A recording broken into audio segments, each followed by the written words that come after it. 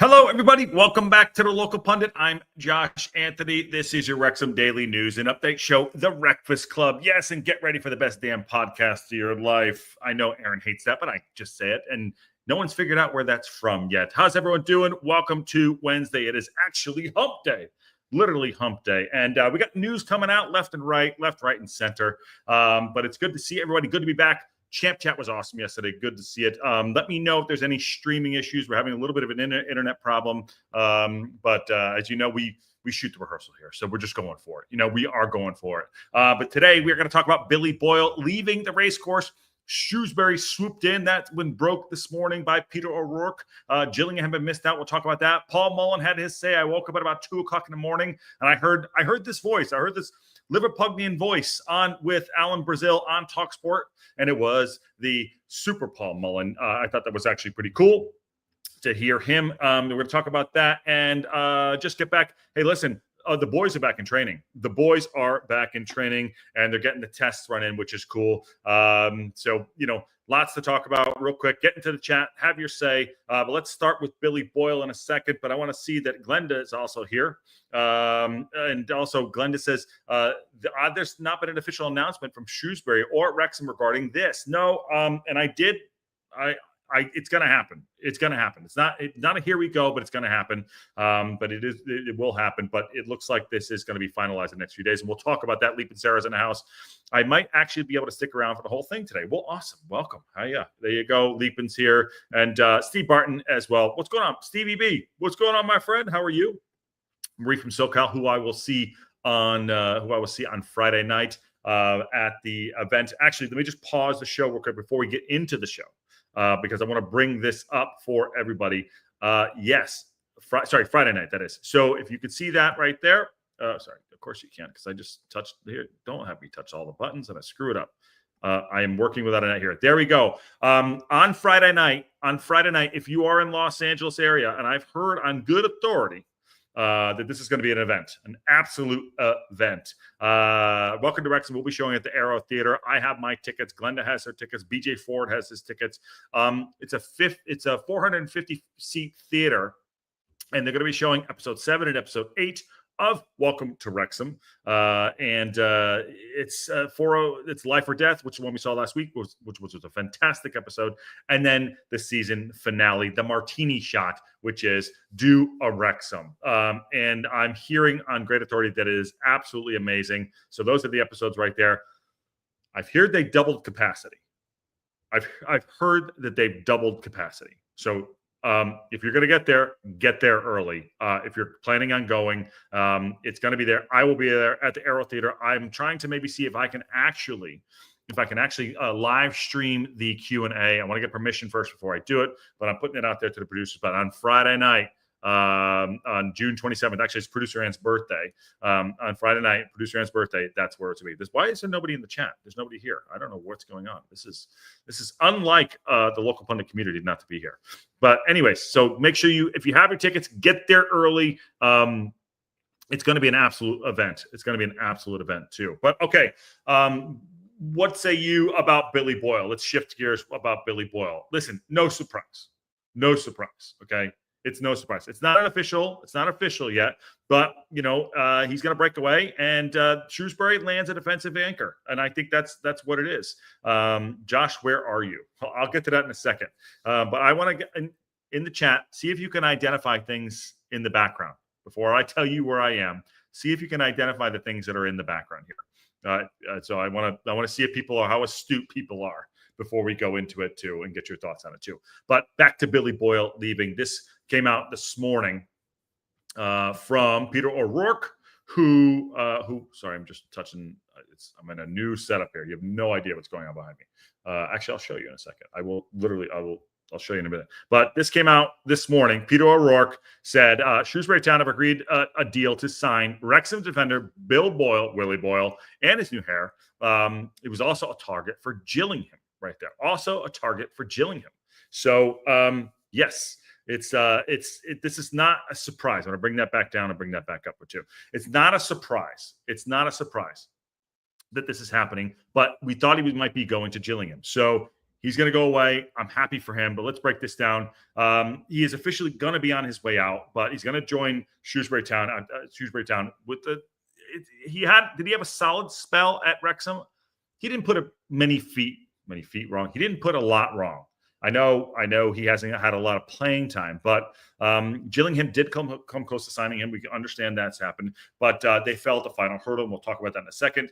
And their recruitment strategy is what it is. But Shrewsbury Town came after him, and as Wrexham go and we reshape our defensive duties in the championship, Billy Boyle was surplus to requirements, which is fine. We're going to talk about this evolution of the squad. Again, we're going to talk about Mullin a little bit later, but this is not an unexpected thing. I think the next one will be like a Bolton, somebody like that who hasn't really had a kick, to be honest with you. But I mean, the talking points here, I would say, Shrewsbury still has to confirm the deal. Okay, fine. And that still leaves Gillingham. Not that we really, I'm not a Gillingham fan, but that leaves Gillingham still without a center half, which is fine. But, was it a misfire that Gillingham didn't get it?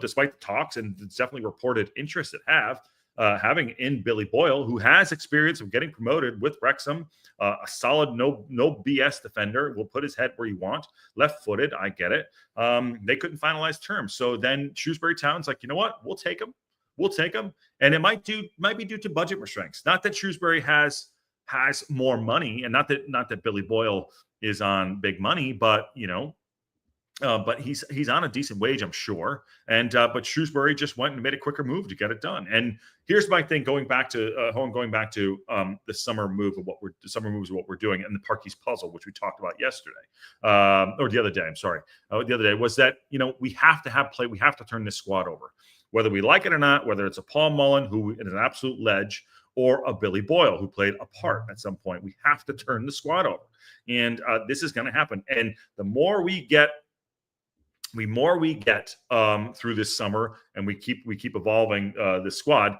the more players are going to go out, which is what needs to happen. And I'm taking it as such as this. I'm happy for Boyle, and I'll tie this back to the TalkSport interview with Mullin that he had this morning. When I was listening to, is that he wants to go play football. Okay. You're a footballer. You are a professional footballer. You can't, unless you are just whatever, you can't just sit on the bench, practice all week, and not go play football. I know FOMO, leaving Wrexham is going to hurt. Trust me. It's like having your ex-wife or your ex-girlfriend meet another, you look over your shoulder all the time. You have to focus on playing football. These guys are professional athletes, and they want to go play football. And I think that is what is coming up here. So it's not a surprising move, but it's a move, and I think that more of this will start to happen. So we're just getting started. Also, remember the fiscal year starts. The fiscal year, yeah, the fiscal year starts on July 1st. So so all these things will start to move. So we're all going to go there too. There is a super chat here. Am I at John Favreau's house or no? I'm not, Nikki D. And are you at George Lucas's house? No, I'm not. What's going on, Aaron? How you doing, my friend? I'll probably drop into the chat to see if people want to come in and say hi. Steve Bart with a $5 super chat. Thanks, my friend. Always, I miss you, buddy. Always good to see you in the chat. So talking about fixtures, which we'll talk about in a second. So excited about tomorrow. Fixture announcement. Welcome to Wrexham, and fingers crossed for a transfer announcement. I love what you're saying there. I love all of that. I'm gonna just put this here for people. Ooh, what is this? Sorry about that. Touching buttons here, touching all the buttons because I'm a nice guy. I'm a nice guy. I don't think we'll get an announcement. I don't think we'll get an. I'm like putting something on the ground here. I'm not going to do that. I'm going to put it over here. I don't think we'll get an announcement, but we will have the fixture announcement tomorrow. Obviously, announcement for a player, that is. But we will have the fixture announcement. I don't think we'll get an announcement for players. There are rumored to be 2 players coming in. We'll see if that actually happens. That it's not the drone guy. Other people that I'm talking to, we'll see what happens.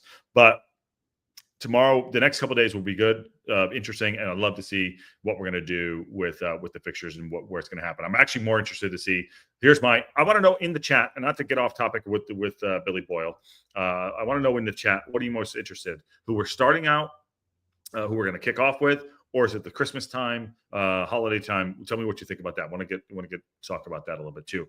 But yeah, good to see that. Thank you for the super chat. Yeah, Fixture releases tomorrow. We won't get off topic there too. But Nikki D came in with a hot with a $5 super chat, and he seconds that. He seconds that. So Fixtures will be tomorrow. We will be live. We will be live at some point tomorrow. Not when they kick off at stupid o'clock, which is fine, but we'll do it at some point there too. So yeah, but okay, back to Billy Boyle. Thank you, Nick, and thank you to the chat. Thank you, Steve Barton. Keep them coming in. Keep the chat coming in. Keep the chat chatting today. Keep the chat chatting. Let's go. It's summertime doesn't mean we slow down here on TLP. Again, champ chat yesterday was awesome. Boys kicked ass. Back to Billy Boyle. Okay, so what will Billy Boyle bring? Impact, experience, immediately, leadership qualities. Yeah, he's better. He's on the better at the back of the left side three. He's a left footer, which is good. That's what the gain from Shrewsbury is, that he'll probably get the starting nod. Is he captain material? I don't know.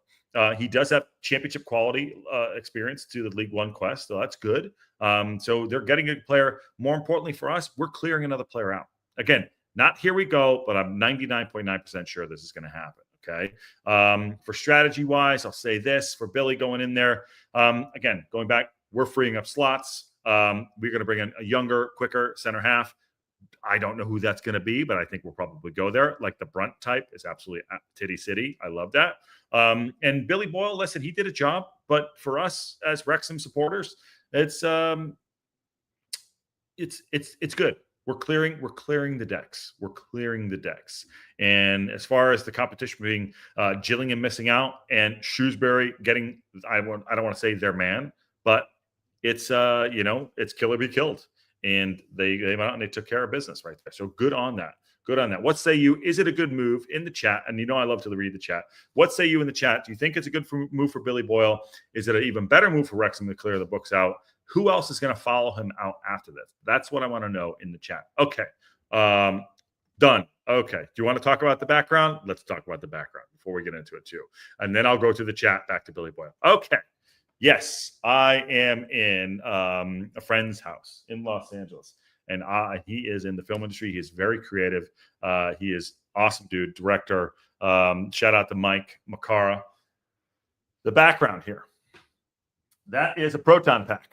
If you can't see it, that is a proton pack. So it's Ghostbusters down there. That is from Indiana Jones right there. That's from Indiana Jones at the beginning of the first Indiana Jones movie right there. That is Back to the Future. Those are the shoes from Back to the Future 2.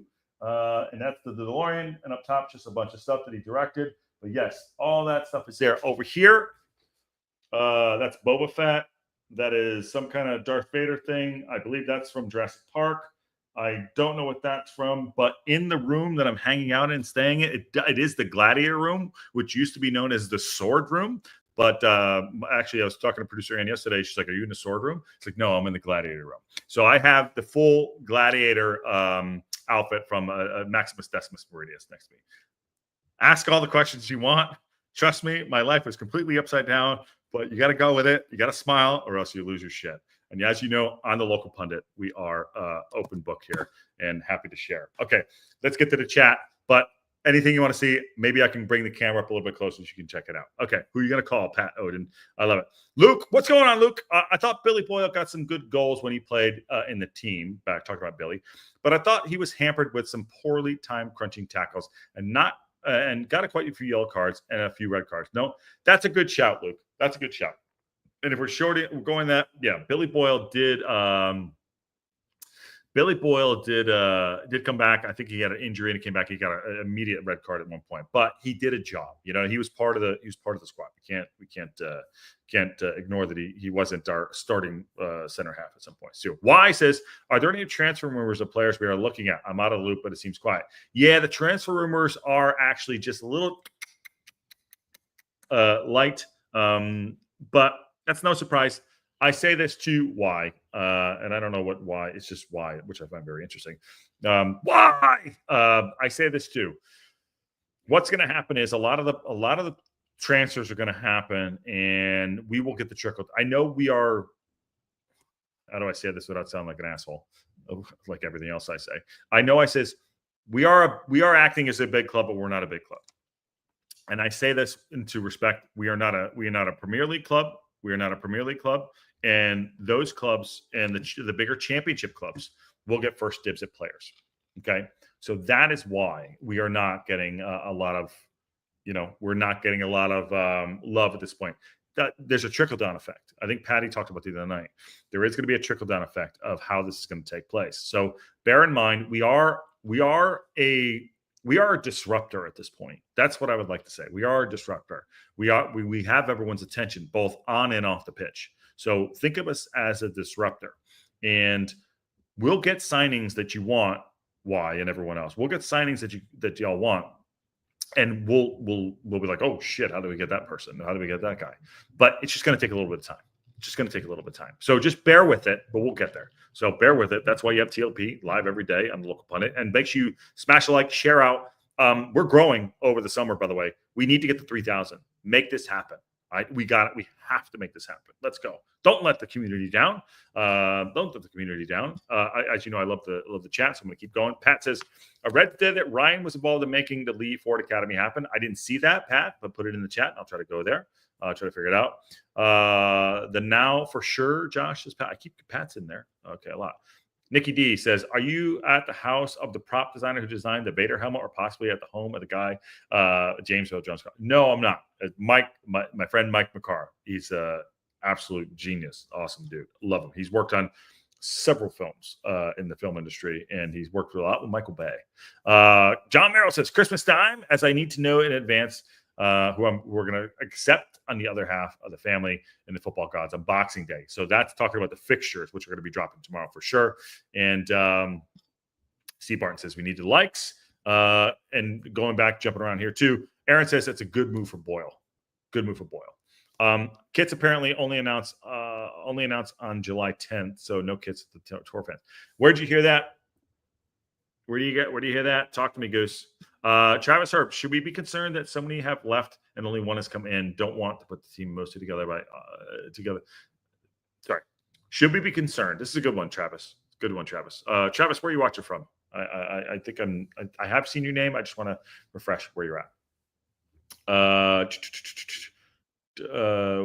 Okay. Should we be concerned that so many have left and only one has come in, and we don't want the team mostly put together? But no, don't be concerned with that. I understand what you're saying. You want the players to get together and do that, but don't be concerned with that. But let's address that afterwards in a second here. The chat is chatting, which is great. The chat is chatting, but it's great. But I want to just stick to the topic, and then we'll go with that. Yes, the drone guy gives great videos. Awesome. Good for him. Awesome. That's it. Okay, let's move on, and then we'll pull back to this thought right here. Should be about concerns about not getting players in, because I want to tie this into the Mullin story. So Paul Mullin this morning was on TalkSport, and obviously Paul has gotten his move to Wigan. Sorry, I'm trying to touch buttons here and it's not working. So has he spoken out? It's a strange exile. His championship dream was to play in the championship, and that kind of faded for him a little bit. But it doesn't mean he's not a legend. It doesn't mean he's not. It doesn't mean he's not a legend. John Raker, I see you. I'll talk to that in a second. But thank you for being a subscriber. I appreciate it. So Mullin's dream was to play in the championship, and he wants to grow, and he's an absolute legend. Okay, so I woke up at 2:00 in the morning, and I heard his voice. Was it 2:00, like 1:45, something like that? I always do that. Trust me, it's not what I want to do. But he was surprisingly on TalkSport this morning on breakfast with Alan Brazil, and talking about his move to Wigan Athletic. And he actually called his reduced role strange. He didn't say it in a way on TalkSport. He didn't say it in a way it was like, well, F Parkinson. He said it was sort of strange. But he was proud. Obviously, he kept it. He basically said in so many words, and I'll get to the quotes in a second. He said, after January, I never actually the manager did not want to pick me. And, they also asked him if he wanted to go back to I think Alan Brazil said to him, do you want to kick on at Wigan and then go back to Wrexham? He's like, my goal is just to focus on Wigan, which was the right answer, by the way, which was the right answer. And I'm going to pull this out right here, and I'm just going to, the way the interview sounded, he wasn't going back to Wrexham. No, he's not going. I don't think he's going back to Wrexham. I think it's an understanding that he wasn't going to go back there. And someone said, he sounded wounded? I don't think he sounded wounded. But I don't think that's the truth. By the way, yes, Steve Barton, thank you for the 5 local pundit Wrexham AFC podcast memberships. Absolute legend. He didn't sound wounded. He sounded like a guy that accepted what was happening, and he was like, okay, sometimes you don't know what you want until you actually pull the trigger and do it, or you're forced upon you. And I think that's what Mullin sounded like on TalkSport. He described the situation as strange. He said he was fully fit coming back from his surgery. He had to, by the way, because he had to pass. He had to pass a medical, so he obviously is fully fit. But Parkinson didn't want to use him, and he kind of said, "Yeah, the manager didn't choose me. I don't know why." So he's barely featured. He just didn't choose him. He also said, this is a quote from Mullin, "I wasn't a lot of the time to come back. Then from January onwards," is the actual quote. "I don't know why, but the gaffer didn't want to use me." He said, he said his back is perfect, and he just wants game time. He wants to go play football. And if it means missing the championship Wrexham, fine. That's what it is. So good on him. Now, bringing this back to earlier, we were talking about Billy Boyle. I like this for Mullin. Now, we talked about this. Mullin getting a chance to go play football is good. It's good for all parties involved. It is. It gets someone off our books. And for Wrexham, that is. There's not this Ross and Rachel friends thing where why is he not? Why is he not using him? Maybe he said it right there. He said it in a very professional way. Like, I didn't know why he didn't want to use me. Fine. It is what it is. We signed 2 strikers. He just went down the pecking order, So Parkinson's goal was to get promoted, and he wanted to do what's best for the team, not for the player. And, that hurts as a player, and that hurts your ego. And I'm sure it hurt him, and it hurt Palmer, and Palmer said it. And Chris, unfortunately, there you go. It says, Parky moved on. Shit happens. There you go. And it also gets the funk out of the squad for sure. I like that. I kind of agree with that. But I want to say this. Mullin was very professional when he was on this. He wasn't slagging off the club. He wasn't slagging off Parkinson. He wasn't slagging off anybody. He was simply just stating the facts. Yeah. So I like it. Yes. Luke gets it. Mullin is now on a break like Ross and Friends. Yeah, trust me. I get it. But question for the chat. Was there a manager-owner divide? Was Parkinson too ruthless? And we're talking about the ruthless summer. This is the ruthless summer that we're doing right now. But obviously through the season, was it ruthless? And do you think that Mullin's comments suggest there was a conflict? I'm just asking the chat what you think. I'm just a guy. I'm just a guy asking the chat. That's it. And he had mentioned in the past that, his dream was to play in the championship. He said it. Kyle Ennis, I said that he said it. He wanted to play in the championship. And, was he hurt? Maybe that's why he went on TalkSport. I don't know. But, is it too harsh that this happened? We got rid of him. Or was it justified? Those are the questions we're going to ask. But I think my take on this, and the chat can be different, is that let him go play football. He probably will not be back. There is a goddamn mural there. 110 goals on 172 games. Absolutely. He's got pedigree. I think he's going to reignite his career. And Wigan they signed 2 strikers, by the way. Wigan did. Him and another striker. I think Wigan are going to kick on, and I think they'll do very, very well. So watch that. 110 goals, 172 games, 7th of all time. There you go. But he was put back to, he put baby in the corner. And 12 starts in 24-25 seasons. It's a clear sign of a diminished role at Wrexham. And unfortunately, we've moved on. So I don't know. What do you think? What do you think on that? The chat is absolutely chatting, and I did drop it in there if anyone wants to come in. But I want to get back to this. Josh, don't cross the streams. You got it. You got it. I like it. Do you like the background? This is, I mean, where's goddamn Waldo right now? 100 people in here. Please smash that like button, share out. And again, we're kicking on as we do here on the Local Pundit. We are. And we'll do the show wherever we can. I am a traveling nomad right now. Mullin saga is just football. Sometimes players outgrow clubs. In the occasion, the club is grew out of the player. Well said, John Merrill, and good job last night, my friend. Luke says, I don't think it would be there would have been a rift between Parkinson and Rob and Ryan, as Rob and Ryan trust Parkinson to make the right decisions to the team on the pitch. That's a very good shout. They always say that.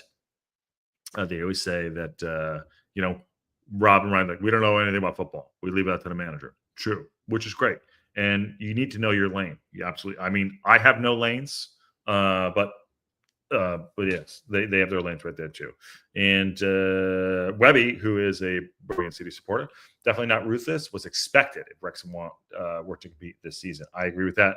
And BJ Ford, my guy, who I will see on Friday night. He's going to be with me. He's my +1 on Friday night. I love Mullin. He'll always be a legend. But this is the process of success and moving up. Definitely deserves a statue outside the stadium, though. Yes, he does. And BJ Ford has a statue in my heart. There you go. He's a good dude.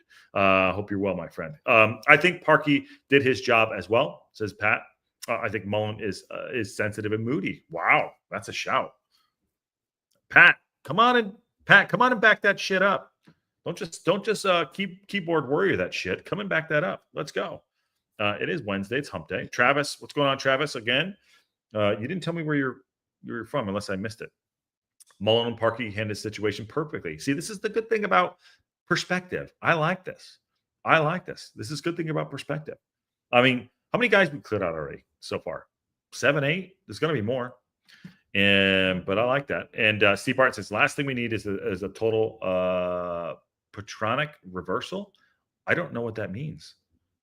I have no idea what that word means, and I'm not going to do it on here. But I'm sure it means. See, that's like a $4 word, even though I think in platonic. I don't know what that means. Parky proved himself. We got promoted again without Paul. True. Well done. Aaron in the chat. What's up, dude? Hanging upside down, and he's doing work all day. I think the owners smartly stayed out of the football decisions, as they will back Parky's decisions no matter what. Yes, but they will always support them off the field. I agree with that. Kyle, back in the chat. These are growing pains of a club. Agreed. Think everyone saw this coming. They just didn't want to admit it. For sure. Really smart comments today by Kyle. Carl, definitely. And okay, legend. Okay. Hold on. BJ went back in. I love Mullin. He is the legend, but the cost of success is moving up. So ultimately, this is a good thing. I say erect the statue outside the stadium. Yes, we will. Leap and Sarah says, regardless, I'm happy that Mulls and Boyle get to play. They will. And you know what? There'll be no threat to us in that division, which is how it's going to go down. It's technically Thursday for Ken, Josh. I know. You're damn right it is. God damn, I corrected again. And Fresno. Travis, that's right. Shit, we did. Look at me. We did meet at Cosm. That's right. For the Birmingham. Thanks. Yeah, thank you for the hat. You're very welcome. Yeah, Travis, we did. Hope you're well, my friend. Are you coming down for the event this weekend? Let me know. Okay. So what else we are going on here? There's not much. There's actually an article here that I did not see. And no, I don't know why I'm on the back of somebody. So, okay, that was it. We talked about that real quick. Statue, you almost played out 3 seasons. Webby, 110 goals. Oh, here we go. Webby just going in 100. It doesn't want to do that too. I don't know, Webby. Webby. That's a little harsh. I mean, granted, you're blue, so there you go. Esteban, what's up, dude? There's also a bit of shock to us looking at it from the outside because it's such a rapid progression of the team. Absolutely. I mean, listen, if we were staying in League One, I think we would have kept him at Mullin. We definitely would have. But I agree with that. Luke says has Mark Howard got signed? Did Jordan Davies get signed by Grimsby? I don't have that information right now. And he's no Trevor Francis. It's a quote from Dan Archer regarding the streams. Oh, it is. Okay. Yeah, you're right. Yep. That's right. I thought so, Steve. You're more astute than I am. And back-to-back promotions, a lot of goals. That's true. He's part of our history. And Brian Loop just came over from the Racecourse. What did I miss? Well, circling back, you want to top the show up? I will. I'll top the show. Top of the show. I'll do it for everybody. Here we go. Billy Boyle is set to leave and go to Shrewsbury Town. They have Gillingham has missed out, but this is from Peter O'Rourke, who was supposed to be on the show today, but he had a prior commitment, which is fine. But he's reporting that Wrexham Billy Boyle will go to Shrewsbury Town. Good move for him is what I think too. So excited about that. And then we were talking about Paul Mullin on TalkSport. So that is that. And also to Friday, the Welcome to Wrexham episodes 407 and 408. Make sure you get there early. I will tell you, if you are going to this event, let me touch some buttons here. If you're going to this event, where the hell's my thing here? If you're going to this event, make sure that you, come on, Josh, be better, Josh. Make sure you get there early. There's going to be limited seating, and I'm hearing there is way. The bookings are RSVs are out the door. So get there early, and make sure you come say hi to the local pundit. I will be with BJ and Marie from SoCal, and I'm hoping I'm going to try to. All right, in the chat, if I can get the Q&A with the producers live on my phone, I will do that for everybody. Would you like to see that? Let me know. If I get permission, I will do that. And are you live for the fixture release? No, we'll do a show tomorrow live, but I won't do it at stupid o'clock in the morning. I'm not in my home. Obviously, this is not my house. So if I'm waking up at 4 a.m. doing that, whatever it is, it's not good. So I'll just do a show tomorrow at some point, and we'll sort that out. So we'll sort that out. But yes, Pat says Palmer clearly wanting to stay and play is a similar situation, but stayed outwardly positive. Moles has a harder time staying positive and meeting his feelings. Well, I mean, that's personality stuff, right? That's personality stuff, which is fine. Sorry, he can't get away. Looking forward to the Cosmo experience next season. Yes, Travis, we will be there. Wayne's in the house. What's going on, dude? 100 premier goals statue, 100 goals for a statue. I agree with that. How you doing, Wayne? Good to see you. And Kyle says Mullin is building his flux capacitor and will make sure to avoid injury and stay on the squad through the championship campaign. Great Scott. Yes, I mean if you haven't seen what's going on back here, take a look at it. Sean, how many times a day can you check to see if there are new signings off out? Well, I mean, listen, I get I get a lot of shit too. Oh, now we're kicking off. Oh, Matt must have kicked off. Matt must have ended. Yeah. Matt must have ended. That's why. Matt, where are you? Someone text Matt. Tell him to come on and say hi. There you go. Switching over to Matt, Racecourse, afternoon all. How you doing? Yeah, sometimes we try not to overlap, Matt, especially on the Wednesdays for sure. We try to work together. Today was just unavoidable for me. Yes, please. To what, Glenda? What did I miss? Is it August? Yes. No. Oh, you're in Turkey. Are you in a? That's pretty good. Techie, how are you? Good to see you, my friend. We definitely being missed. Maria, I believe Matt is going to be live tomorrow. Yeah, I think he'll be live. Yeah, we'll cover it later on. I mean, he's got a different time zone, so there you go. A2Z's in the house. What's going on, dude? All right, there you go. Matt, come say hi. I know your shit's already set up. Come say hi. I know you just did a show, but I'm still inviting you on. He's gonna say I'm in the bathtub. Watch. Ready? 1, 2, 3. Cue Matt. I'm in the bathtub. Watch. I'm in the bathtub. Welsh Techie in the bathtub. Garen Effenteed. While we're doing that, there was an article here that I wanted to get to too that I didn't plan on doing, but I want to stay on a little bit longer. Oh, there you go. Matt told you. Yeah, he's not in the bath. That's how you get him out of the bathtub. Hold on. How do I lost my thing here. Hold on. How was your show? Good evening. How are you? I'm all right. How are you?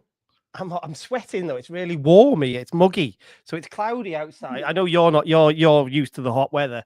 It's cloudy and looks rainy, but it's really muggy. So I'm dripping in sweat here. You know that, by the way, you know that that's like a 3-hour, sorry, that's like a 3-shower day for me, by the way. Oh yeah. I hate being sweaty. Ask Ann, but I hate it. And by the way, shout out to Wayne. My daughter shares producer Ann's birthday. She'll be 30. There you go. Well done. Well done. Happy birthday. How you doing? How was the show? What did you guys talk about? Oh, just trying not to go over too much because we talked about Mullin the other day. So obviously we're just trying to. Everyone, Welsh Techie was shouting at me saying everyone needs to move on now about Paul Mullin. So just a little bit of transfer rumours, just a general chat, really. Nothing. Obviously the documentary, which I've just seen you talking about, the event Friday. Yeah, Friday. Not tomorrow. It's Friday, and it's Friday. Yeah. So just the usual general chat, because we've got a lack of actual news, really, haven't we? We've got rumor and speculation, and we've got Macron and Wrexham telling us we've got new kits, but yet we wait to see them, and we've got a drone guy who's seen 2 players, but nobody knows who they are.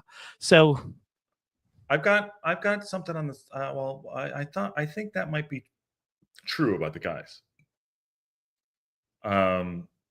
I don't know. That's not the only source. I think. I don't know. Well, that was the main one, wasn't it? That was that's where it all started. Was when he said he'd seen 2 people. So, so that's really what I meant. And then we're waiting. Obviously, I was expecting them to announce Will Boyle, but they've not yet. So I don't know. That looks like it'll be tomorrow now, doesn't it?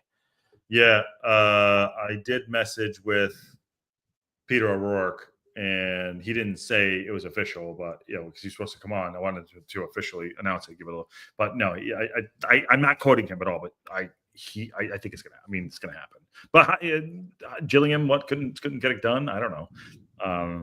Well, I was told on Sunday it was Shrewsbury, so hence why I dropped a little teaser into the chat.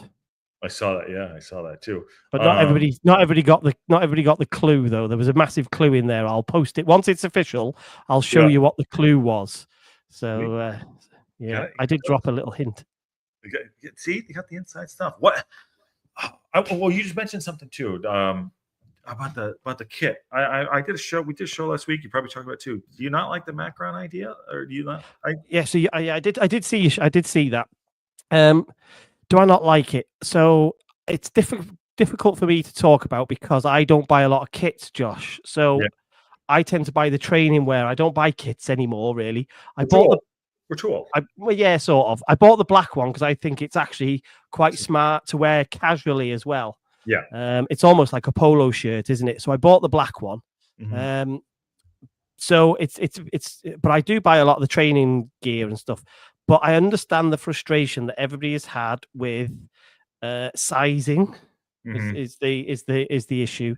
The inconsistency in the sizing is frustrating. Mm-hmm. So I did think that early on, I know they were talking to all the big boys. From when they came in, they were talking to all the big boys. But what you've sort of said is there's an element of loyalty to it. It's basically one of the reasons you were talking about, wasn't it? That's what you were saying, that there's an element of loyalty. So I agree with it. I think ultimately it's loyalty stroke. They're now a very highly regarded customer. Mm-hmm. So that them two go hand in hand. So it suits them. You get an element of loyalty, but also you're high up, aren't you? You're a priority for them. Whereas I don't know who makes is it a Man United Adidas now? Yes, they're probably. Yeah. So if Wrexham went Adidas, you would be behind a Bayern Munich, a Man United. I don't know. Pick some of the others. I don't even know who's in those kits. Even though we are, make some noise, we would be down the list. Whereas I think with Macron, I think we're their biggest customer now. I think we influence that. So I understand totally. Humphrey spoke all along. Whenever I've seen him, he's always spoken about the great customer service that they get from Macron. When they need stuff quick because they've got a local hub, they can get it quick. But I think the thing that swung it for them, and Mike Williamson talked about this when in the Fearless night, was the fact that they were willing to take on all the legwork for the international distribution. That's huge. that is the big thing. Wrexham haven't got to start making hubs or whatever, opening shops or whatever. Somehow, I don't know how Macron are going to do it, whether it's just via other retailers or whether it's via themselves. From what I understand, that is the big swing. So I think that's the real reason. Techie says the club would have gotten a big money deal from Macron. Sean Harvey does this deal. Sean Harvey has shares in Macron, supposedly. That's the rumor. Oh, so they're not going to. So I don't know. So I can't verify that. I don't know if that's true. So I think that's why lots of people say Sean would have made sure we got a good deal. I'm sure we got a good deal if we're because you don't. It used to be that you didn't make a lot of money on kits. Do you remember? Yeah, I don't know if you know. Years ago, you didn't make a lot of money on them. The manufacturer made a lot of the money. Yeah, because how many years do you do? You want a shirt sponsor? Like Newcastle, whatever. United or whatever. I mean. You saw the Ryan Reynolds when we had the two sponsors. He had MetaQuest and United. He was in Cannes talking about it. Saw that little clip. Yeah. I didn't watch the whole interview. I just saw the clip where the lady announced that they were retaining the front of shirt. Yeah, and it's like, okay. But, I think the loyalty came into play. I think the control of the creativity of like designs and scales and things like that. And you're totally right. It's like, okay, dude, listen, like you think, not to sound like an asshole, like Man United's a bigger club. They're global. They're billions and billions of dollars. You know what I mean? Like that's it. And I think that we kind of put our money where our mouth is of the loyalty. Hey, listen, I would have said, you saw about this distribution issue, and good, we'll go from there. I think that is important. Yeah, I'm adamant that I think they came to the table and said, "What are your problems? Yeah. What do you need to fix?" And we probably threw them a list, and they went, "All right, this is what we'll do." And then when you put it all together with this customer service, the speed, the amount of money that you're going to make from each shirt. Because remember, some teams used to just sign away all the rights. So it didn't matter how many shirts they got. I think Man United used to do this. They just used to get a lump sum off the manufacturer. So let's say it was Adidas, and I don't know what the number is anymore, but I'm just going to use some exemplary figures. Adidas used to say to United, right, irrespective of how many shirts you sell this year, we're going to give you 20 million quid. And then it was up to Adidas to market them and obviously sell as many. And if they could sell more, they were quids in. But if they sold less, well, then United were obviously quids in. So selling football and manufacturing kits is not an easy thing by the looks of it. Well, interesting enough, too, you know what we're missing on our shirts? Because like you sign, let's just use like a Ronaldo or a Messi. Like I bought a Messi shirt. We don't have that. That's one thing we are missing in that, which I think would hopefully come at some point. I mean, we're not a huge, we're not in the Prem, but still, like that's something we don't have. By the way, Patty said, that's dropped in the chat for Patty to come in. He has a thing to come in. The club Macron have completely dropped the ball on looking after international fans and the club shop. Oh, Jesus. I don't know. Definitely looking after international fans. Absolutely. It was, because the sizing was so bad, by the time if you had a problem and had to return your shirt, that must have been a right mess. Ugh. That must have been a right mess. Yeah. I see. You always got to one up, and maybe they'll fix that the year.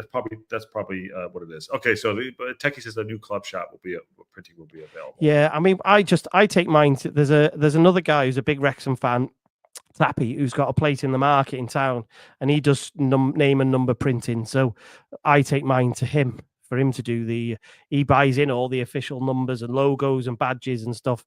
So you can have it done locally, but most clubs do it themselves in-house. So I don't know why Wrexham haven't done it, but they are going to now. They've said in the shop in Wrexham. See, that's good too. You guys kicked the tires on the Mullin stuff. You obviously heard the interview this morning. Did you think there was any? Yeah, I did. Or no. Hold on 1 second. I'm not slagging off the drone guy. Stop. Jesus Christ. Jesus. Stop with that, Andy. There's no one slagging off the drone guy. FYI. Go ahead. Sorry about that. So the Mullin thing, well, we knew it was coming, didn't we? Did we? We knew it was coming. We didn't know who it was going to be for sure. We didn't know when it was going to happen. But I think certainly it might be different for you. I'd be interested to know internationally whether you believed he was definitely going to go or not, because like we were talking locally and it was like he's going to go. But sometimes match going and local fans might be different to international fans. And I don't know whether you really believed he was going to go, or whether people perhaps didn't think and that he would sort it out. Whatever that. It's head and heart, right? It's head and heart for sure. Right? Yeah. But I thought we've sort of spoken, haven't we? I always thought he was going to go. I didn't necessarily think he'd be the first out the door this summer. I hope as long as he's happy and scores goal, I still think he'll score goals, Josh. I know some people don't think he will because it's League One. Richie, for instance, on our show doesn't think he'll score goals. I think he'll score goals in a good side. And as long as he's happy, then that's all that matters. I thought he seemed happy. I mean, it's the right move. It's the right thing to do, right? It's the right thing to do. Yeah, I think it's the interesting thing is he could have just sat and taken that wage, couldn't he? He could have just taken that money and just turned up, done 90 minutes or 2 hours, whatever they do every day, and then gone home and taken his paycheck, seen his kid. But he wants to go and score goals and play football, and I think he deserves some credit for that. But I don't know if you heard the interview with TalkSport or not. I did. I heard it. I was. Hey, Patty, what's up, dude? I did hear it. It didn't sound like it ended on brilliant terms, did it? And if you look at the statement that the club put out, that wasn't like the words from Parky weren't like glowing, were they? It was just very business as usual. So I don't think we'll ever see him again. I'm adamant we'll never see him play for Wrexham again. He'll obviously get another loan, or if he's lucky, somebody will buy him next year. But he doesn't kick a ball for even if we get injuries, they'll buy somebody. He won't bring him back. No, if we stayed in League One, I think we would have kept him. What's up, Patty? Did you wake up? No, it's daytime for me. Is it? Oh, it's only 12:30. Yeah. With regards you need to wake up. With regards to Parky's statement, he's kind of damned if he does, damned if he doesn't. I actually don't think the club should have made a big deal of this because he's still under contract with us for 2 seasons. And he's going out on loan. So I don't think he should have made a massive statement. Oh, one of the best we've had, got us all our titles. That'll come at the end when he leaves. Yes. So that's just my opinion on that. If you did it the other way around, everybody would be saying, oh, that's it. He's done. He's out the door. There's no chance whatever of him coming back. So you can't win with that one. Yeah, I agree. That's an interesting way of putting it. You basically cause a storm when you don't need to. Push the storm down the road when people have forgotten about him a little bit more. I agree with that too. I mean, listen, I thought, I didn't think he had any. The one thing he's like, I don't know. He said, I don't know why he didn't choose me. I mean, we did say he was fit from about November, didn't he? He said I was as fit as I'd ever been in November, December. I think he says. Yep. But he's also then taken like painkilling injections as well. So, look, I know these days for a lot of footballers and stuff, it's par for the course, and they assume that that's normal. Okay, everybody plays injured. You're taking painkillers, so what? I'm back to full fitness. Well, maybe still Parky doesn't look at it that way. You know what I mean? If you need injections and stuff, then you're not fully fit. Even if you can do it 1 or 2 matches or whatever, there's always the risk of more danger when someone's playing like that.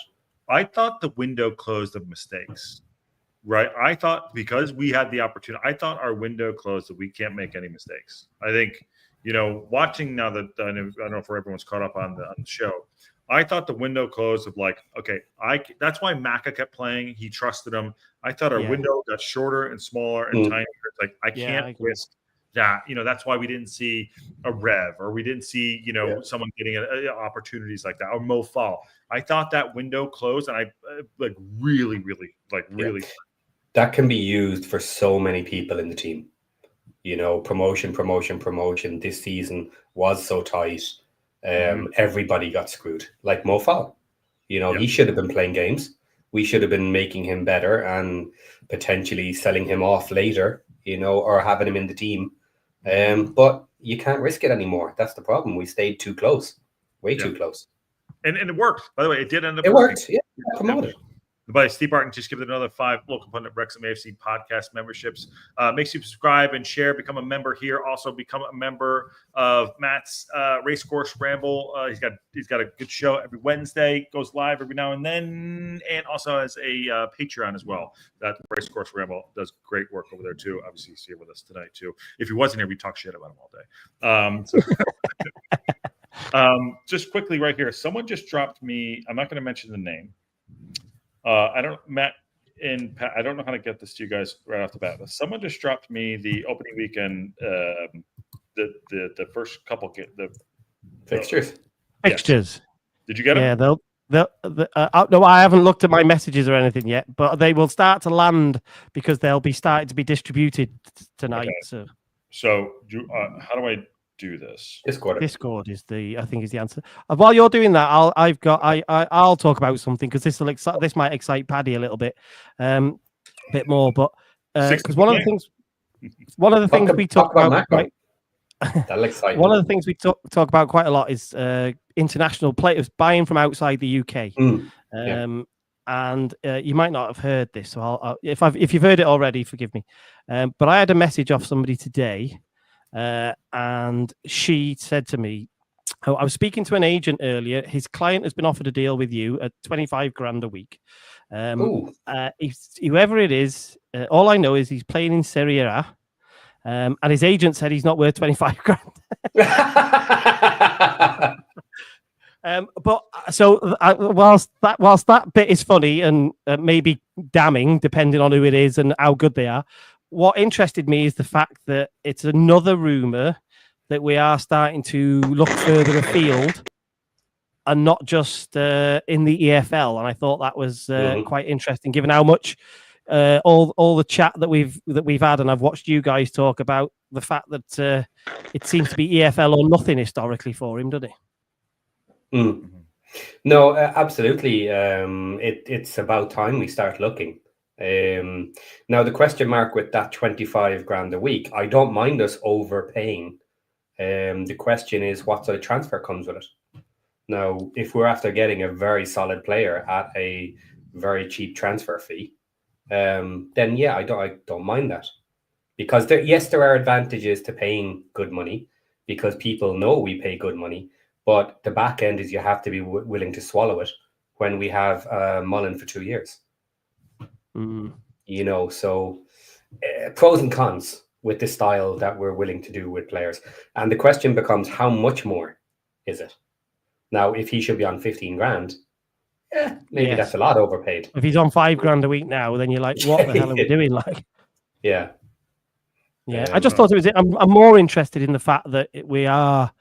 I've had multiple names now of players too from Italy. And I just think that's fascinating because we've not gone anywhere near it before, have we? Who's the French guy with tattoos? The winger. Who's that guy? You know what I'm talking about? Oh yeah, I think I know the one you mean. That came up the other day. I can't even remember his name. The random rumor on X with a it just appeared out of nowhere. Didn't it? Yeah, that was one of the rumors there too. Any news, guys? We don't know yet. Sorry, I just messaged you guys. Did you guys see what I just sent you? Did you send it in Discord? No, I Discord to you guys. Private Discord. Okay, so okay. All right, so we don't have to get into it. I think that looks official. I guess that's what I'm trying to ask myself, innit? Yeah, I mean we can. So okay, just to I don't think so. I think that's. Well, I guess it. Can you see why you would naturally think that might be fake? Yeah, of course. It looks, I can. I wasn't thinking about. I was thinking about where the first game is. Yeah, I know. That's what I'm saying. I'm sorry, Brian. Hopefully that's better. I'm gonna bring Brian in. Hey, Brian. Dominate. Hey guys. Yeah, I don't know what was wrong with the audio before. I'll be real quick. Okay, go. Have you all noticed who the new front of shirt sponsor is for Preston? Spud Brothers or something. Yeah. All right. Yeah. No offense. That may be like the third largest chain in the UK or something, but I just think it's so apparent that our turnover. We won't know our turnover this coming season for basically 2 whole years. We're going to be top 10, if not top 6 in turnover. Yeah. There's very little holding us back from from really going for playoffs. I mean, that's very apparent to me when you look at the numbers. You see playoffs or promotion. Playoffs. That was my prediction for last year, was playoffs. So I think playoffs, or at least going in, going into the final 2 weeks, available for playoffs, not mathematically eliminated. There's no financial reason not to be thinking that way. The question is how deep can we be this season? And I think that's where we're going to suffer this season. Now, we're going to invest money. We're going to get a significant number of players. So I would hope that our first line quality is really high, but depth is going to be a problem for us this season because it's the first transfer window in this market. And normally you take 2 or 3 to build up through the levels. So, yeah, maybe we'll get it right. I hope we can do a playoff push, certainly. We could sneak in there. But yeah, I wouldn't say more than that, to be honest, because we're going to hit the big teams then. In the playoffs this season, we're going to have the big dogs. If we're in there, there's 3 others. At least 2 of them will be very big teams. So the likelihood of getting through it is probably low. Mm-hmm. Well, I mean, there's nothing financially holding us back. Yes, financially, not really. Yeah. I know, Matt, all you guys probably a little more. There's nothing financially holding us back. We make money. They've said it over to Humphrey, says it all. We make money. We have money coming in. Nothing will hold us back from going and be like, shit, I want to spend this money on that, on this player. Nothing is holding us back. Yeah, can I sneak in and add something? The challenge will be that you're going to come against the parachute payments, which just dwarf anything that we can do. But also there's clubs that have been in and around the championship who don't necessarily make as much as us per year, but have been earning it for 10 or 15 years. They've been earning extra, and their squads are full of 25 grand a week players who are much better than, like Paddy says, our depth players and our squad players. And that's going to be the challenge, is how do you overcome them so quickly? Middleborough, all the Preston, even people like Blackburn and people like that, who you might think are boring clubs, but they're just full of championship hardened players. And that's where the challenge comes. So it's not impossible, because Ipswich proved it was possible, didn't they? They went up and then went up again. So they've shown it can be done. It's just unlikely, I think, is the challenge. But that's part of the fun, isn't it? We don't we don't know where we're going to land. We don't know. Let me just take this out to put Matt's point in perspective there too, from Brian Fournette here. Brian, I think you're new. You might have come over from Matt's show. Even if we spend as much as the richest club in the championship, we're still playing catch up in terms of building up the squad. Well, that is true, basically. But that's true, right? What Patty just said. But I'll say this: we have a championship manager. A lot of I'm sorry. This is maybe me shooting. I'm giving Parkinson a full credibility that he knows how to manage a squad in the championship. And of the turnover, what is it, 18 guys? Is it 18? I don't know, but you might know, Paddy, because you talked about it on the turnover, Josh. Managers. Oh, yeah, it was 14 different teams, and it was 18 in total. Yeah. So 4 of them did it twice.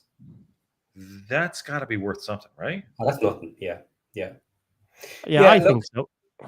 We went through it on the Champ Chat. We went through all the managers, spoke about the teams and how good they are.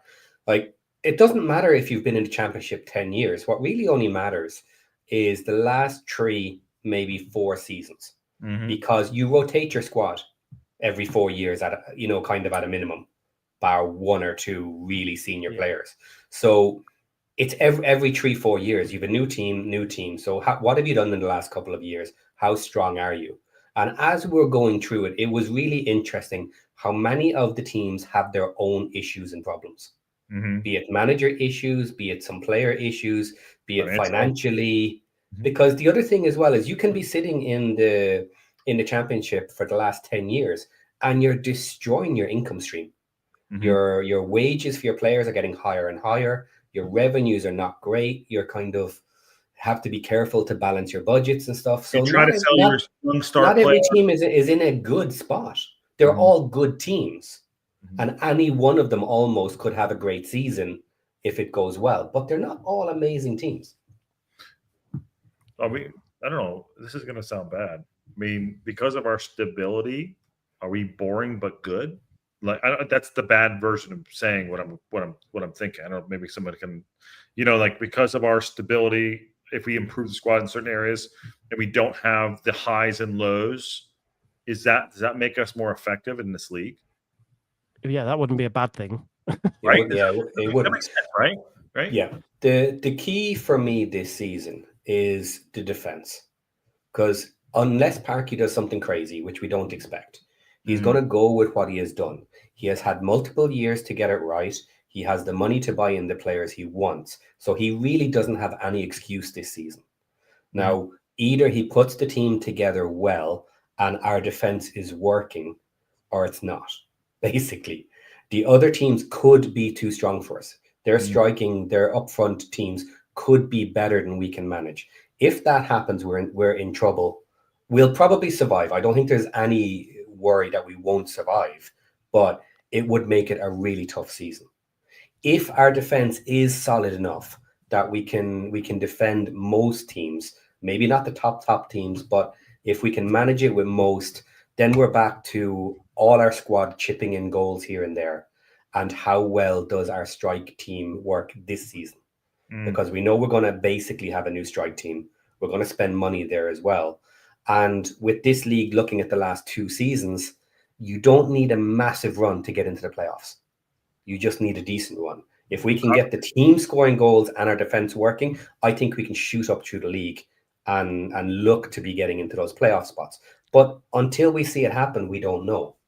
And at the end of the season, I don't care where we are, as long as we are in that position because our squad wasn't strong enough, in which case we just continue to improve the squad.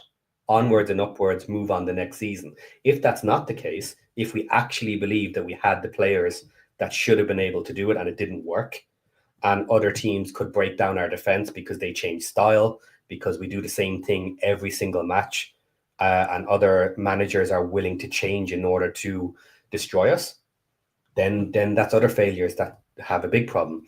But this is Parky's season to shine. He has no excuses this year, because everybody talks about some of the teams he had previously in the championship. Yes, they all had problems. And yes, he was trying to maybe do similar things than he's doing now. Probably didn't have the squad for it. Now he's got no excuses. Multiple years building it. He's got the money to buy the players he wants. He needs to step up and show he can get it to work. Matt, you think we'll get new defenders on that, what Patty's saying there? Or you think it's a central defensive midfielder? What do you think? Oh, I think we'll buy up the spine of the squad. I don't think there's anything doubt about that. But I agree that it's going to be. It feels like Parky's going to build this team from the defense outwards, doesn't it? Because that seems to be his mantra. So I think I think I don't know. If we're anything like we were last year and we give the ball away as much as we did, we're going to get absolutely battered.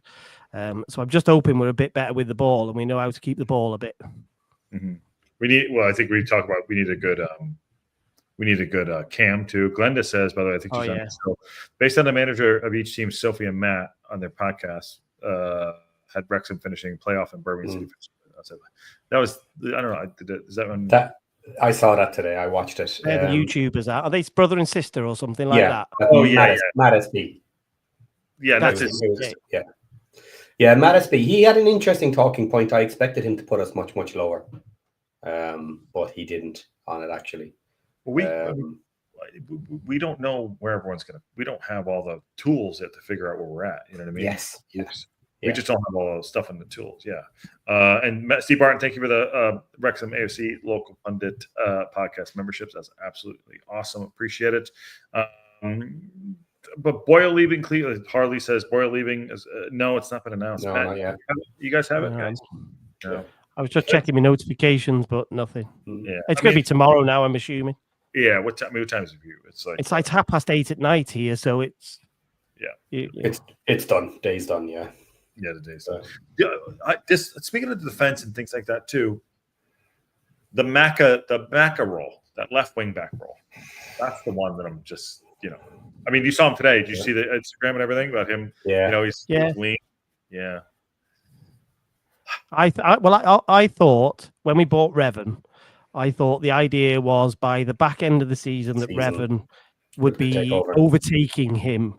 Yeah. But that didn't happen for whatever the reason is, and we can speculate on it. But whether he wasn't good enough, or didn't get the chances, or didn't take his chance, it didn't happen. And if you're Phil Parkinson, you probably got a better answer because you see him in training, so you learn. That window got short. That mistake. Yeah, well, and he made big mistakes. I think is the problem. He got a few chances, but he had big mistakes in him. When he got caught badly.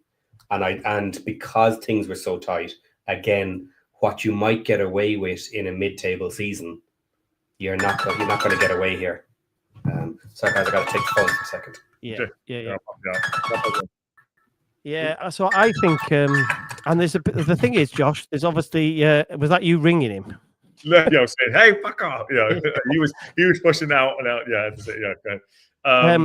But what I was going to say is that there is, the rumours are that we're trying to bring in a left wing back, aren't we? We're trying to do this deal for Owen Beck from Liverpool. So that would imply that Parky is not happy. That would imply that he wants to do something on that side, isn't it? So what that means, we were talking about this before. I mean, Jacob Mendy will definitely go, but do you keep Revan? Can you afford to keep him in the squad so he can cover both sides? Will he want to? Does he go? There's so many questions to answer that we haven't. Parky will know. He'll have a whiteboard and he'll be like, "Yeah, he can go. He can go. If we can do a deal for him, he can go." We don't have all that. That's the problem in it, and that's what makes it difficult for us to sort of speculate on. It's fun to speculate, but we don't know. Do you think we can do that? What's that going to cost us if we go for that guy from Liverpool? Well, what can I say? I'm quite lucky because I know somebody who knows his dad. All right. Well, don't. So I think that transfer could be a loan or a transfer. Loan to a transfer, maybe a loan. Well, he's only got a year left on his deal, but Liverpool want him to sign another deal. So this is where the complications come in. You see, so he's never going to play for Liverpool ever. Correct. Yeah, but Liverpool want to retain the power to get a couple of million for him, or something. I think that's again, we're trying to guess at what Liverpool are doing, aren't we? But so I suspect that's what it is. They will just want some power to be able to say, "Well, we're happy for you to go next year, but we want some money for you." Is he a Wrexham lad? Is he from Wrexham? He's from his dad works locally in Flintshire at Airbus, the big factory that makes plane wings. Yeah. And he's related to Ian Rush, the great Liverpool striker. He's from Flintshire. He's from Flintshire and stuff. So he's on holiday. He's gone on holiday and left everybody to sort it out. When he comes back next week, maybe we'll have some clarity. I don't know. We'll see. Yeah, good. But Rangers were linked with him as well. Sorry to interrupt. Rangers got into the mix yesterday, supposedly, didn't they? Yeah, supposedly. Yes. Yeah. Do you like him? I've never seen him play. Do you like him? Oh yeah, he had a really good season. He was really highly regarded at Liverpool, and he had a really good season with Blackburn. So I in my head, Phil Parkinson normally buys experienced players. So when he does plumb for somebody that's young, I think he obviously sees that they've got good talent. If you think about it, he played Max from his very first game. That was a good call. Yep. Arthur was obviously that was a bit more difficult because they had to do something late in the window. They only had 2 weeks when Fozzie retired, but he plumbed for Arthur over an experienced pro. So that's another good one. So I think if Parky's going for somebody young, he's confident that they've got the pedigree to sort of to grow into that role. That's a big role too. I think that is the toughest dislodge in the team because it's Macca. He's captain, ultimate professional. Yep. Everybody loves him, seemingly, don't they? That's the toughest one. I'd say the toughest. He's not stupid though, is he? I think he gave an interview at the end of the season, and he sort of said, "I know I'm not as fast as I used to be, but I've still got good stamina, and I've got experience and all that type of stuff." So I think I think it'll be really fascinating to see how it plays out. We're definitely looking at that position, Josh. So that's definite. That I think that is the hardest position to replace because of all those elements that you just put out. Yeah. Brian says, Patty said, we need depth. We do. Keep Revan on the bench. Well, we'll see. But, I don't know, Patty, you ever hear that about the Owen Beck bringing him in to just, I mean, we have to get younger faster. I agree. But to get Maka out of the starting 11, I think will be the hardest thing we're going to do, in my opinion. And maybe O'Connell. It shouldn't be. I was going to say, this is how you'll know. Yeah. I think this has got elements of the Stephen Fletcher thing in. This is how you'll know when Wrexham are really serious about sort of challenging or whatever. If we'd have kept Fletcher last season, I know everybody loves him, but you can't take a 37-year-old who can only do 20 minutes, can you? So if you're serious about doing something, you can't do that, can you? And I think this has got elements of that to it as well. If you, I think definitely he will transition out of that position this season. The question is it Owen Beck? Is it somebody else? Is it Revan? I don't think it'll be Mendy. That's the only thing I will say. Yeah. By the way, Brian, I got to disagree. Don't think that he will probably hold up. He'll be fine. He's very, very good. There's a difference between holding up though and being good enough, and I'm not quite sure which one you mean. Yeah. Because for me, holding up is injuries and surviving and being able to play 90 minutes, getting through games. Like I could see Maka going the entire season 90 minutes unless he hits an injury. I've no problem with that. He'll hold up. But will he be good enough? I don't think so. I agree with that too. Yeah. Josh Raker, we talked about it earlier, go back, but I'll just say right now, we'll have a quick say on that.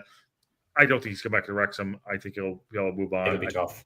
Yeah, it'll be tough. It'll be a lot. It'll be tough. I think Matt and Patty said they're ideal, but good shout. Good to have you in. But yeah, I want to. I don't know. Do you think how many think we'll get in before we go off to Australia? Maybe another two more. I'd love us to have 5 in, but it's not going to happen, is it? Yeah. I'd love us to have as much time to prep and be together and get used to it. But the problem is, and I know everyone gets frustrated about the fact that we're not signing players or not as many are coming in as we think. But there is 3 parties and sometimes more involved in a transfer. So there's the buying club, the selling club, the player, his family, agents. There can be agents to the agents, believe it or not. They have intermediaries. There's too many people involved in them, and they're not linear, are they? They don't happen like everybody thinks they happen. It's not just a case of us going, yeah, we want him. We do this in a day. It's all the kerfuffle and faff that goes with it. I think we'll have more outs than ins at this point, right? Too. Yeah, definitely. I think it was. There you go. That's what I think. The Tom Lawrence thing too. Sorry, Pat. I wouldn't be paying for people to go on the holiday, basically. If you've got players that you don't really want, I don't really want to be taking them to America. I'd rather take the, if you want at least, let's say you want at least 22 players to play some games and stuff. I'd rather take kids that are potentially got a couple of years. They'll be in and around the first team. I'd rather do that than players. If you definitely know you don't want them. I'm not talking about the players you're like, but there's bound to be 3, 4, or 5. I don't know what you guys think, how many there is, but there's bound to be some that he thinks I want you out as soon as I don't need you. I need the squad plays. I don't think you're good enough. Boyle, I think Matt, you mentioned Bolton, Mendy. You think but the Mendy one? I'm not surprised about. I think. I mean, how many games did Mendy play? Did he play 1 or 2 in the cup? Yeah, I'm reaching very low single digits. Yeah. Techie says you've got FA, FAW. And but all those clearances and registrations come after the fact that you've spent weeks and weeks and weeks negotiating and faffing around. So this is the problem. These transfers are they're overcomplicated, aren't they? Yeah, we might get lucky and get a couple in with the July 1st deadline. Yeah, if there are some teams that need to offload and financially, and we can afford to do it, we have no issues taking them before July 1st, and we can pay some transfer and we can pay decent wages. So if the right people pop up, I could see us grabbing a couple of them. But then the other problem is, we have to do without our perfect season warm-up with the new players, because, as we've said before, the best bargains are going to come at the end of the window, when really strong players that are just not needed by the Prem are going to be available, and it's going to be go to a championship club or do without a season. They're kind of caught too. So we will become a really good prospect because we'll pay them well. We are a championship club now, so we're in the same realm as everybody else. And even though it's our first season and there's always a risk of relegation in people's mind with a new club, they've seen what we've done. They've seen how we invest. They know we're going to go for it. So in theory, we should be a better look than a newly promoted team. I think. Sorry to interrupt, Josh. Yeah. I think Parkinson's experience. How many years has he been doing this? God, let's call it 30 years or so. I don't know how many years it is. He's probably. This is why he waits. He knows that the end of the window, these players come, don't they? And how often has he probably thought, I wish I had the money still or the place to have him. So I think this is why he always gets somebody late on, doesn't he? And I just this season more than ever, I think he'll be hoping for some Premiership players to drop out either to us or to other Championship clubs, which then knocks somebody else on. Them out. That should we call it a domino effect or something. He'll be, and I don't know what you do as a manager. Would you rather sacrifice and have somebody potentially not as good, but you get them in early? The problem is you don't know if anybody's going to become available, do you? You don't actually know for sure. And that's the tough bit of the transfer window, isn't it? That, do I go now or do I just take it? For me, you can only take that gamble if you've got the finances to grab people at the end as well. And if you are limited in your transfer budget, and if you're going to be a weaker team in the league, I can understand you going out early, getting what you can get. You need your team together. You're not going to be the best team in the league. You're going to have to get the team gelling as quick as you can. You're going to have to do as much work with them as possible. So I can understand them going out early and getting things done. But when we have the opportunity and the money, we can bring someone in last minute, even if they're not perfect. We will have people. It's horrible if that happens, if we don't get people we really, really need, but we'll still get quality people. They may not be perfect, but they'll still be decent. So the risk for us, I think, is a lot less, especially if you want to keep a reasonable amount of money. If you don't want to go crazy either, because if you go a bit earlier, you might have to be spending your 10 million transfer, 8 million, 5 million, whatever, to get decent players.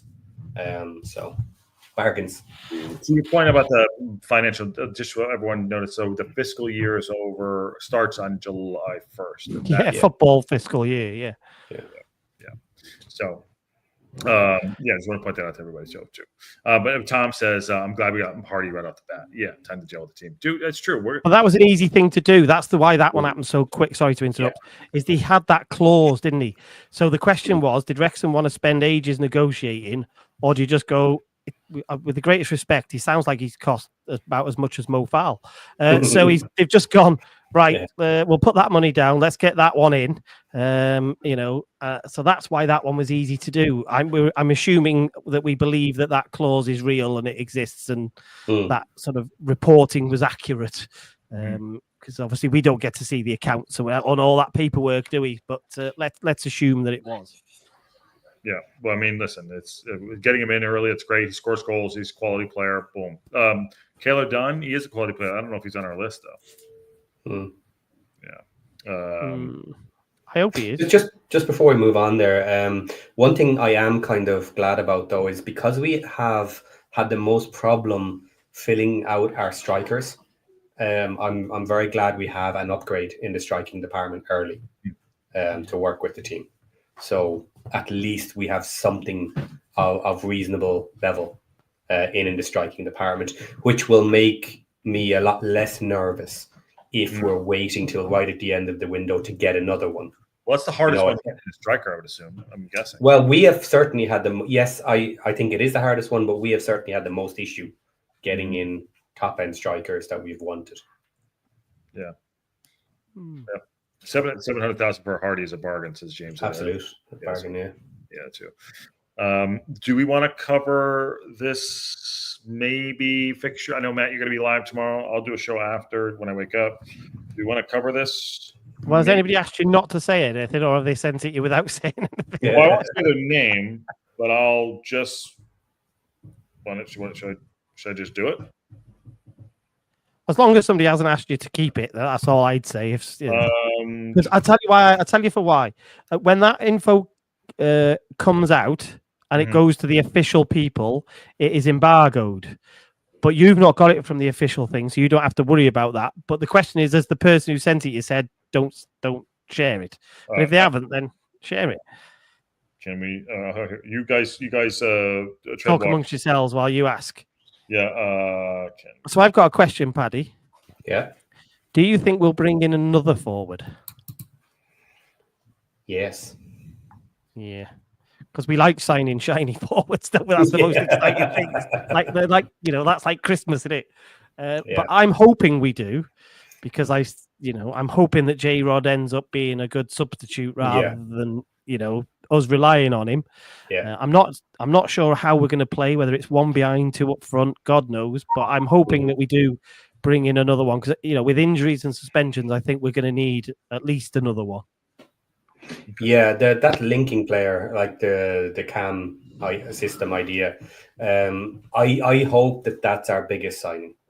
I hope that's the best signing we have for the summer, because for me that link up scenario is what will make Parky's system work, that I think has been missing. Like we all said it when Lee was trying to do it, that it is not working. It's not working. And then J-Rod came in. He didn't look very good doing it, but we got better results, and it seemed to be working as a unit better. But we need someone that can actually do that job and score and lead the team and be that solid player. I hope that's the biggest signing, or the biggest player that we have of the season. The cam roll there too. Yeah, like top end. I don't mind smashing our record first if we need to, depending on age and everything else. I'm not worried about the age per se. Like if we bring someone in at 28 for that role, who, we're probably not going to sell off for massive money when we're done with him. But if he can do the role, amazing, don't care. If we bring in a 24-year-old who we also have to pay 6-7 million for, don't care about that either, because then he does have value later. Ashton, his Gio Reyna would cost tens of millions. Yeah, there's no. It's a good shout, but it's a good shout. Okay. I can tell him, but I hope this. All right, hold on. Did you get the thumbs up? I got the thumbs up. You ready? You guys have it up too? I can open it up. Okay. This could be absolute BS. We don't know. Do you need to show? I would just call that. There you go. Oh, there you go. There you go. You got it? Can you see it? Yeah. So this apparently we're playing Coventry at home. Coventry at home. That's the kickoff game. Friday. Second match, Millwall away. Yeah. I'm not an away trip I was looking forward to making so early in the season, if I'm honest. Yeah. By the way, that's the 9th. That is 6 weeks away? Yeah, right. I know it's a bit blurry, guys, and a bit small, but don't worry about it. You don't really need to read it. Yeah, I'll bring it down now. Here. So basically, this is what came up. Could be absolute BS. We'll find out what, Matt, about 10 hours, 12 hours, guys? 12 hours, guys? Yeah. So this is what I would say. I like that first match. Yeah. We don't know for sure whether we've asked for that away game, do we? So that was a rumor. Well, we don't necessarily. The club have never told us that they have. So it would make sense. Official. It would make sense. We could understand it. We have done it before when we put that pitch down the first time, didn't we? But I'll tell you what makes me think that from that picture, Josh, the fact the EFL, when I've seen official communications from the EFL before, their logo doesn't have a black box around it. Yeah, it could be BS. It could absolutely be BS. So those two things together say to me, I think that somebody's photoshopped that. But that's a non-expert opinion. Mm-hmm. Yeah, you don't know, but so essentially, here's the rundown: Birmingham City versus Hull City. Okay, this is Saturday the 9th, right, guys? August 9th. Mm-hmm. Okay, Birmingham City versus Hull at Hull. Blackburn at Stoke. Bristol City versus Charlton Athletic on Sunday the 10th. Okay, that's a 4:00 kickoff. Ipswich versus Watford. Oxford United versus Sheffield Wednesday. Portsmouth versus Norwich. Preston North End at Southampton, who just came down. QPR at Leicester City, who just came down. That's a Sunday 2:00 kickoff. Sheffield United at Millwall. Swansea City at Derby County. West Bromwich Albion versus Middlesbrough. And Wrexham versus Coventry City on Friday at 7:45 kickoff. That's not bad. That's not bad. So we did request that we have an away match. Is that correct? Is this well, no, we're not sure. It was that the was talk. rumor, wasn't it? Yeah. Okay. Can we share that picture again? I need to check my September games after the break. Well, we only have 2 games in there too. All right. So we don't know if it's right. Matt's going to be live. Matt, you'll be live for the break of it, right? Yeah. Yeah. Okay. Matt will be live, and I'll cover it later on in the afternoon because it's just the timing wise, it sucks. Unless Patty wants to get up for it. That's a whole other thing. Okay. But the second weekend on the 16th of August, let me just bring it back up. So Charlton versus Plymouth at Plymouth. Coventry versus Blackburn Rovers. Derby at West Bromwich Albion. That's a Sunday game, 4:00. No, it's versus. Don't say at. That you're saying at like Americans. Home team is first, remember. Oh, home teams. Oh, why am I saying home teams first? Sorry. Yeah, well, yeah, you do it differently, don't you? That's what... My bad. I totally screwed that up. I'm getting yelled at by everybody here. All right, sorry about that. Hull versus Queen's Park Rangers. Leicester City versus Bristol City. Middlesbrough, Sheffield United. Millwall versus Wrexham at Millwall. Right? At Millwall. Yeah. Norwich, Preston, Sheffield, Ipswich. Southampton. Wow, that's a big game right there. Southampton versus Birmingham City. Those two, that's a big game. Stoke v Oxford and Watford v Swansea. Those are Sundays and Friday games. Okay. Can I just answer that question that James has put? I don't know if you want to pull it up about the Everton friendly. So yes. Everton posted the other day. They've just announced another friendly. I can't remember which team it was, and it was announced as their final friendly. So that would imply that we're not playing Everton. Yeah. By the way, we were supposed to have he said we're gonna have a game before we go. Like there is. Yeah. That was never confirmed. It was mentioned that they would like one before and one after, and then it was 2 after, and then people were thinking, could we even squeeze in 3? So it looks like there's none before. Well, because nothing's been announced, right? Yeah. And we can't play at our stadium. We got to be away. And the fact it's so late now, that would imply that definitely beforehand seems unlikely. Or unless they're going to do something, a very small club like they did with Hanley Town. What does that mean? That'll mess up the second FAD now. But so the Fearless Boys are having a live event on the Thursday night and the Friday night before the season starts. So if that fixture is accurate that we're playing on the Friday night, that means they would have to cancel their Friday night gig at My Squin. Why would they do it 2 nights in a row? Because they sold it out twice, basically. Oh wow, great! And it was supposed to be on the eve of the season, but obviously the risk is that you get picked for that Friday night game. So, well, they have us. Yeah, they have us as the opening Friday night game. Yeah. So it's kind of expected, though. Look, everybody said we're going to get it. Yeah. Really? Wow. Yeah. Not to shift gears, but when did it hit? July 10th? I don't know. We were talking about this before. I don't know where that's. I've never had the 10th of July and the 14th of July have come up in, should we say, in conversations and chat groups. I've never had a kit launch date, so I don't know where they've come from. Mm-hmm. Yeah, I was told about one today. Okay. So I got a rumored date today. Yeah, the 14th came up today, but no, I've never heard. When's our first game down there? When's our first game down under? Say again? When's our first game down under? Oh, I can't remember the dates because I'm not going. I can't remember the dates. Oh, it came from Tom on your YouTube comment. Oh, right, that's okay. So that came from the drone guy. Yeah. Okay. Got it. All right. Well, there you go. I mean, we'll see. listen, if the Friday night kickoff on a Friday, that'd be great for me because it's a 12:45. Sorry, 19. It's noon game for me. That's great for a watch along. Matt, great for you for a Friday night. Great, we get to watch it. That's awesome. I like that home game. Awesome. And Coventry, I'd like to. And you know who else would be happy about that? Coventry's good.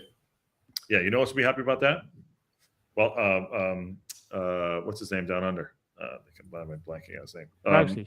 Yeah. Rousey. I like it as a strong start to see where we're starting here. Yeah. Coventry are a very decent team. They'll definitely be pushing for playoffs. Not unbeatable, but strong competition to see where they are. They finished strong last year, and they just fell short. It's great. And the only good thing is that if we had it with Bolton, although Bolton proved not to be very good in the end. But if you play them within the first 3 or 4 or 5 games, they're not up to speed, are they? Everyone's finding their feet. So you've got a little bit. Even if you have a tough game, it's possibly not as tough. I say that with inverted commas. Yeah. Hey, we got to play them at some point. You know what I mean? Might as well go. And, we had last 2 seasons. We got punched in the mouth the first game. Last season we played, Wickham, and we did well. You know what I mean? Yeah. And we ended up taking the whole way, so that's good. But I mean, listen, we don't know if this is right, but we all get a lot of stuff, but we'll put it out there. Just it's good commentary. But it's been we'll see what happens there too. By the way, so it's the 12th or the 11th, depending on where you are. Down under's 11th, 15th in July in Sydney, 19th in Wellington, New Zealand. So those are okay. But yeah, we'll keep an eye out for the kit. All right, we've been on for 90. I know Matt's done basically 2 shows at this point. Patty, awesome for coming in. I missed out talking about Macron. Oh well. Do you want? Oh, good. No, you've covered it. It's fine. Go 90. Go 90. Go. Yeah. Go. 90 seconds. Go. Boom. Yeah. I think they have screwed up totally, and the club as well. The fact that Macron will, in theory, do what they're told, and they can't prioritize us to have the kit ready early. That's a joke. Now, if it's because the club aren't ready, then it's the club's fault. Because of the Welcome to Wrexham coming in so early in the season as well, they should be on the ball. They should have the kits out there for the international fans, because not having it out there to your main fans on first match is ridiculous for me. I hate it. And they could be doing so much more. The international fans get so little. You could offer them jerseys even without seeing them. You could have them pre-ordered, thousands of them pre-ordered, and done. And why there is no names on them? I know you said that the superstore will have them, the local store will have them. That should be available for everybody. It is so much money wasted in order to just get a print before they're sent out. It's a joke, but you heard it here first. It's a joke. I got my Peterborough one done. Ordered it internationally, got it logoed, got the name put on the back of it, and I can't do it on the Wrexham ones. So there you go. All right. So now I want to hit an early match. Yeah. Probably going to have to be an away match. So what do? I would actually like to go to a home match and get my jerseys printed if I can't get them online. Mm-hmm. But weigh it up now. Won't be able to get tickets. So what'll I do? All right. There you go. He got his rant. There you go. I don't mind it. Yeah, do it. Matt, last words to you. You live. What time you live for the break? So the fixture announcement is midday. So about 10 or 15 minutes before I'll come back from work and jump online and look forward to it. And I think the reality will hit tomorrow. Those fixtures, it'll start to get exciting, won't it? We'll see. Yeah, it becomes real tomorrow because then it starts to take shape. So I'd love to do that too. Yeah. So he'll do that, and then we'll probably cover one midday, 3 hours later. So go subscribe to Racecourse. Patty, you're around tomorrow. You want to break those with us? We'll come around. We'll do that with us tomorrow if you're available. Yeah, I should be available tomorrow. Okay, cool. I think Ken is too. All right, let's get out of here. Good show. Billy Boyle's gone. We think Mullin had his say. Kicked a lot of stuff off, and Hip Karma's just waking up. Go all the way back. 90 minutes. The rewind. Yeah, we love you. We're about to get out of here. Yeah, good to see everybody. Smash the like button, subscribe, share out to everybody. Go subscribe to Racecourse Ramble as well. Lots happening out there too. Remember, Friday night, if you're going to go to the event on Friday here in Santa Monica, get there early. We'll do that. And on that bombshell, we'll see you all soon.